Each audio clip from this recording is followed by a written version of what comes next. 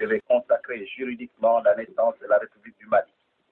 Veuillez écouter un écho sonore de cette séance de l'Assemblée nationale présidée par M. Mahaman Alassane Haïdara et à laquelle le gouvernement assistait.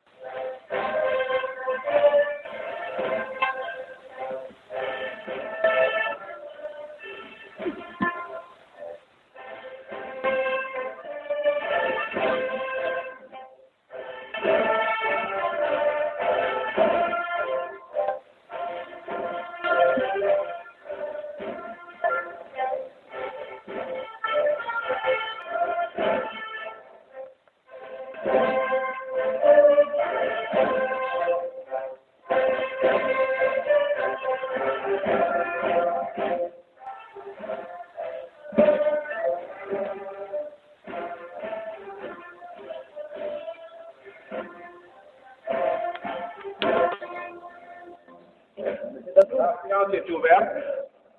J'ai reçu du président du Conseil de gouvernement la lettre suivante.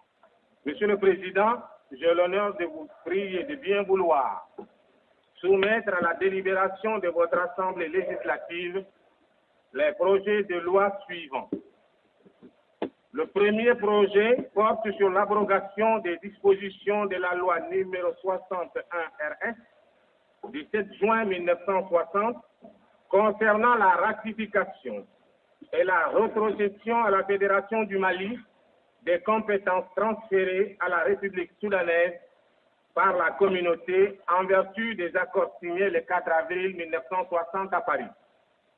Le second projet concerne la proclamation de la République du Mali, État indépendant et souverain. Le troisième projet érige l'Assemblée législative de la République soudanaise en Assemblée nationale de la République du Mali. Le même projet tend à transformer le gouvernement actuel de la République soudanaise en gouvernement provisoire de la République du Mali. Le quatrième projet a pour objet de modifier la constitution de la République soudanaise pour l'adapter à la situation nouvelle résultant de la proclamation de la République du Mali étant indépendant, libre et souverain, libre de tous engagements et liens politiques. Le 24 novembre 1958, l'Assemblée territoriale du Soudan a proclamé la République soudanaise et a érigé l'Assemblée territoriale du Soudan en Assemblée législative de la République soudanaise. Le 23 janvier 1959, notre Assemblée a adopté la Constitution de la République soudanaise, État membre de la Fédération du Mali, dont la Constitution avait été approuvée 6 jours auparavant. Le 7 juin 1960, votre Assemblée a ratifié l'accord du transfert des compétences à la République soudanaise et a transféré les mêmes compétences à la Fédération du Mali. Le 20 juin 1960, l'Assemblée fédérale du Mali proclamait l'indépendance de la Fédération. La France, la première et plusieurs nations amies, ensuite, ont immédiatement reconnu la Fédération du Mali comme État indépendant et souverain. La France, assistée par la Tunisie, a proposé la candidature du Mali à l'ONU. Le Conseil de sécurité, à l'unanimité, a recommandé l'admission de la Fédération du Mali à l'ONU comme État membre. Après les événements dramatiques de la nuit du 19 au 20 août 1960, l'Assemblée législative de la République du Sénégal, en violation de la Constitution fédérale, a proclamé l'indépendance nationale du Sénégal. La France a reconnu la première, l'État indépendant du Sénégal. Tel est brièvement énoncé l'historique des étapes qu'a traversé la Fédération du Mali. La situation est aujourd'hui parfaitement claire et de ces événements, nous devons, en toute logique, tirer les constatations suivantes. Premièrement, le Sénégal, par le comportement anticonstitutionnel de ses dirigeants, n'était plus partie intégrante de l'État fédéral indépendant du Mali, dont les deux composantes étaient le Soudan et le Sénégal. Deuxièmement, la France, en reconnaissant l'indépendance du Sénégal, a contribué à la dislocation de la Fédération du Mali et a, de ce fait, dénoncé unilatéralement les accords franco-maliens signés à Paris le 4 avril 60. Le Soudan, ainsi libéré de ses engagements antérieurs par la volonté de ses partenaires, demeure toujours résolu à poursuivre la résolution de l'idéal qui fut toujours le sien, l'idéal malien. Pour toutes ces raisons, j'ai l'honneur de vous demander, Monsieur le Président, de faire adopter par votre Assemblée, suivant la procédure d'urgence, cette série de projets de loi dont l'importance n'a pas besoin d'être signalée, eu égard à l'orientation nouvelle de notre politique nationale. Veuillez agréer, Monsieur le Président. Voici donc la lettre que j'ai reçue du président du gouvernement qui accompagne les textes qui ont été transmis à la commission spéciale désignée par l'Assemblée. Alors la parole est à la commission, le rapporteur de la commission spéciale. Rapport de la commission spéciale des affaires politiques. Le gouvernement sénégalais, dans la nuit du 19 au 20 août 1960, a décidé unilatéralement et en violation de la Constitution fédérale le retrait du Sénégal de la Fédération du Mali. Le 11 septembre 1960, le gouvernement français a reconnu la République du Sénégal et cette attitude a entraîné la reconnaissance de cet État par d'autres nations. Par cet acte, la France, qui avait, au Conseil de sécurité, soutenu la candidature du Mali, a consacré l'éclatement de la fédération. C'est pourquoi le gouvernement soumet à votre approbation un projet de révision constitutionnelle. Les modifications essentielles tendent, premièrement, à proclamer solennellement le nouvel État souverain et indépendant qui prend la dénomination de République du Mali. Deuxièmement, à ériger l'Assemblée législative en Assemblée nationale. Troisièmement, à reprendre les compétences qui étaient précédemment dévolues à la Fédération du Mali. Quatrièmement, à conférer au président du gouvernement les prérogatives du chef d'État. Cinquièmement, à réaffirmer notre détermination à réaliser cette unité africaine qui reste l'objectif essentiel sans lequel toute libération des peuples d'Afrique du joug colonial reste illusoire. Si notre idéal était et demeure l'unité africaine, dont la Fédération du Mali était le premier maillon, la proclamation de la République du Mali ne nous fait pas pour autant perdre de vue notre idéal unitaire, car elle répond à une vérité historique. Le peuple malien, conscient des impératifs actuels de la patrie, réaffirme par la voix de son Assemblée sa confiance au parti et au gouvernement, afin qu'ils poursuivent leur œuvre de construction nationale. Consciente de ce devoir impérieux, l'Assemblée nationale lance un vibrant appel à tous les Maliens et Maliennes pour que chaque citoyen apporte toutes ses ressources et toute son énergie en vue de réaliser nos vœux les plus ardents. Unité africaine, progrès économique et social de notre pays. Nous sommes convaincus qu'avec l'union de tous les enfants du pays, nous vaincrons tous les obstacles et l'avenir sera radieux pour tous. En considération de ce qui précède, votre commission vous demande l'adoption du projet de révision qui vous est soumis. Le 22 septembre 1960. Je voudrais attirer l'attention de l'Assemblée que le rapport qui vient de vous être présenté est un rapport commun à l'ensemble des différents projets de loi qui nous sont proposés. Nous allons prendre par conséquent, si vous voulez bien, la discussion des projets de loi un par un. Dans la discussion générale, quelqu'un demande-t-il la parole? Alors nous allons passer à la discussion des projets. Le premier projet de loi, l'article 1er, les dispositions de la loi numéro 60 IALRS portant ratification de l'accord de transfert de compétences et transfert à la Fédération du Mali des compétences précédemment détenues par la communauté sont annulées. En ce qui concerne la République soudanaise, sont également considérées comme caduques les dispositions de la loi fédérale numéro 60-27 du 1er juillet 60 et celle du décret numéro 60-159 subséquent portant autorisation de ratification et ratification par le gouvernement fédéral des accords de coopération pactés d'une part entre la République française et la Fédération du Mali, d'autre part entre les représentants de la République malgache et les représentants de la Fédération du Mali. Sur l'article 1er, pas d'observation, pas d'opposition. L'article 1er est adopté. Article 2. Les compétences résultant des 10 accords précédemment rétrocédés à la Fédération du Mali sont et demeurent transférées à la République soudanaise. Sur l'article 2, pas d'observation, pas d'opposition. La Commission, compétences résultant des prises d'accord précédemment rétrocédées à la Fédération du Mali sont et demeurent transférées à la République du Mali au lieu de la République soudanaise. Pas d'autres observations? L'article 2 est adopté. Article 3. La présente loi sera exécutée comme loi de l'État soudanais et publiée suivant la procédure d'urgence. Sur l'article 3, pas d'observation. Je mets au voix l'ensemble du texte pour l'adoption. Le projet est adopté. Deuxième projet portant proclamation de la République indépendante du Mali. Article 1.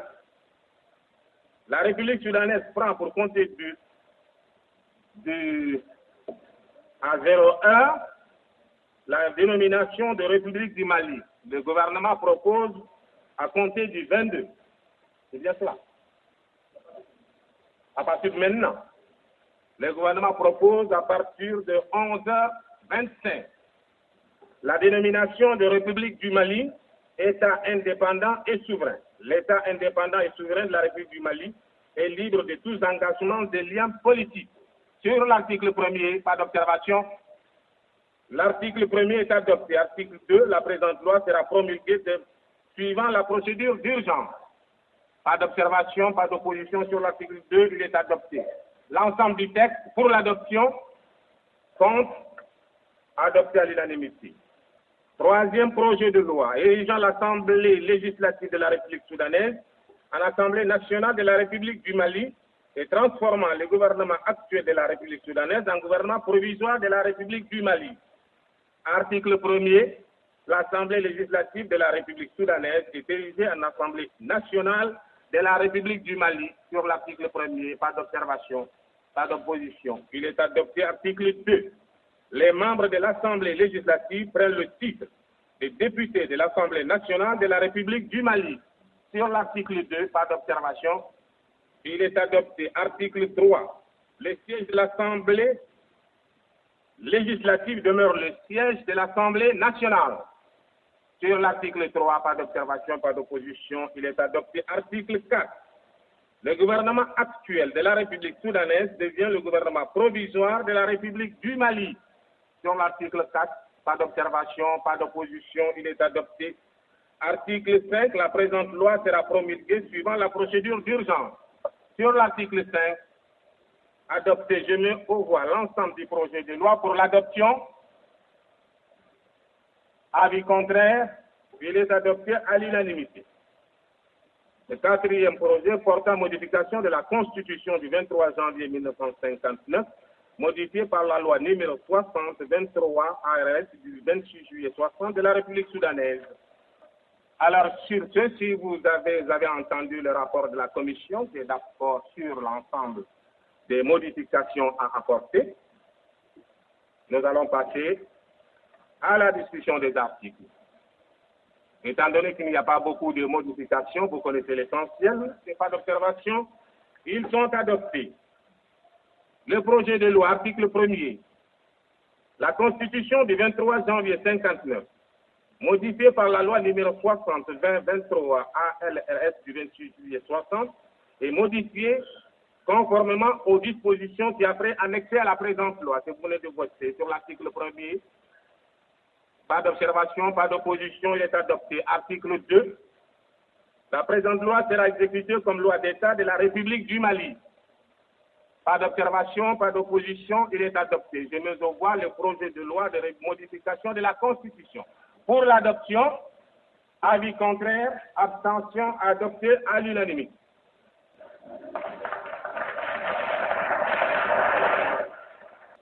Mes chers collègues, c'est la deuxième fois en moins d'un mois que nous nous réunissons en session extraordinaire.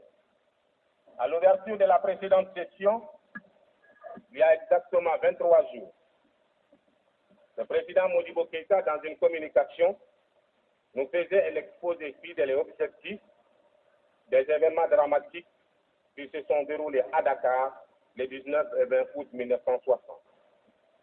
M. Dia et Senghor traitent à leur serment avec la complicité de certains milieux français qui ont toujours voulu favoriser cette politique du pays, ont pris la lourde responsabilité de briser la Fédération du Mali. Nous avons, par une résolution digne de notre Assemblée, clamer notre confiance au gouvernement, notre attachement à la Fédération du Mali et à l'unité africaine, notre détermination d'accepter tous les sacrifices que peut comporter cette prise de position. Le 1er septembre 1960, le président du gouvernement du Conseil, au nom du gouvernement, nous soumettait un projet de loi demandant le plein pouvoir. Conscients des impératifs de l'heure, nous avons à l'unanimité voté les textes qui nous étaient présentés. Mais depuis, les événements se sont précipités. Le gouvernement français, après avoir hésité devant les conséquences juridiques d'une reconnaissance de l'indépendance du Sénégal, a pris position en faveur de la sécession de cet État. Lors de sa conférence de presse du 5 septembre 1960, le général de Gaulle, en termes clairs pour tout homme averti, reconnaissait déjà implicitement l'État du Sénégal en reconnaissant son droit à la sécession. Il devait être plus explicite dans son télégramme du 8 septembre 1960, à l'occasion de l'élection de Senghor comme président de la République du Sénégal, lorsqu'il disait que cet événement lui paraît être le meilleur gage d'amicales et fécondes relations du Sénégal et de la France au sein de notre communauté du défi. Ensuite, et malgré la mise en garde amicale et les déclarations de loyauté du président Modibo Keïta, le gouvernement français, le 10 septembre 1960, reconnaissait officiellement l'indépendance du Sénégal et promettait de soutenir sa candidature à l'Organisation des Nations Unies. Devant ce jet de la France, qui, il y a quelques mois, présentait devant le Conseil de sécurité la candidature de la Fédération du Mali, avec laquelle elle a signé les accords franco-maliens, nous savions déjà ce que voulait la France. Mais nous savons aussi ce que nous voulons. Et contre vents et marées, nous poursuivons notre but. Réaliser une indépendance politique et économique réelle, mais non pas une indépendance dirigée. Nous voulons une Afrique unie, maîtresse de son destin, sans aucune ingérence étrangère. Il est clair que devant la situation des faits créés par les dirigeants sénégalais, sous l'action de certains cadres administratifs et d'hommes politiques français, nous n'avons aucune part de responsabilité. Ceux qui ont perpétré ces crimes devant l'Afrique tout entière en répondront devant l'histoire. Nous avons fait taire notre légitime colère pour ne penser qu'à notre pays, qu'à l'Afrique, dans le calme et la sérénité. Nous nous sommes attachés à obtenir de nos populations une stricte discipline, afin qu'aucune action ne soit entreprise contre le territoire sénégalais. Nous nous sommes maintenus sur un plan strictement juridique. La Constitution fédérale révisée sur les suggestions de Senghor, excluant toute possibilité pour un des États membres de quitter unilatéralement la Fédération. Nous avons saisi tous les pays indépendants de ces conflits. Avant qu'aucun d'eux ne se prononce, la France a consacré, en ce qui la concerne, l'éclatement du Mali. Après cet acte inattendu, que pouvons-nous attendre de l'Organisation des Nations Unies? Mes chers collègues, vous avez vécu les événements, vous en avez recherché les causes en analysant le fait dans leur cruelle brutalité. Vous en avez dégagé les conséquences. Vous avez jugé. Vous vous êtes déterminé. Et c'est cette détermination qui est aussi celle du peuple soudanais tout entier que vous avez manifesté en votant tout de suite le texte qui vient de vous être présenté et qui a fait de la République soudanaise la République du Mali et de notre Assemblée législative l'Assemblée nationale. Ces modifications constitutionnelles ont pour nous une grande signification. Notre République y a repris comme son bien l'emblème, l'hymne et la devise du Mali, rallumera le flambeau de l'unité africaine. Dans une telle conjoncture politique, les députés, représentants authentiques de ces fiers et dignes peuples du Soudan, de ce Soudan au passé glorieux, ont des responsabilités accrues. Conscients de cela, nous devons être à la pointe du combat pour la construction nationale. Nous devons faire preuve de vigilance et surtout d'esprit de patriotisme inconditionnel. Nos mots doivent être désormais union et travail. Notre unité politique chèrement acquise, notre unité politique qui est notre force face à l'adversité, notre unité politique qui nous a fait sortir de cette épreuve, sans troubles intérieurs qui puissent pu compromettre pour longtemps la liberté du Soudan en tant qu'État indépendant, notre unité politique qui nous a permis de remporter tant de victoires sur les adversaires de notre évolution qui ne désarment pas encore, doit être renforcée au maximum. Notre cohésion doit être sans issue.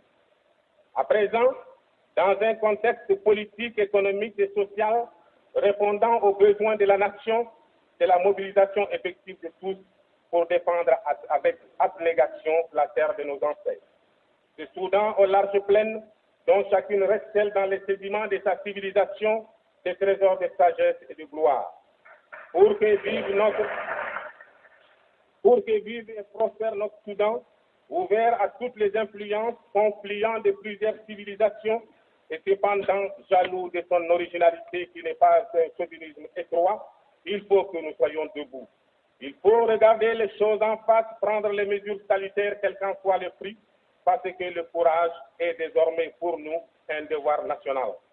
En ce qui vous concerne, mes chers collègues, vous avez montré pendant de longues années de lutte pour l'indépendance nationale que vous êtes prêts à tous les sacrifices.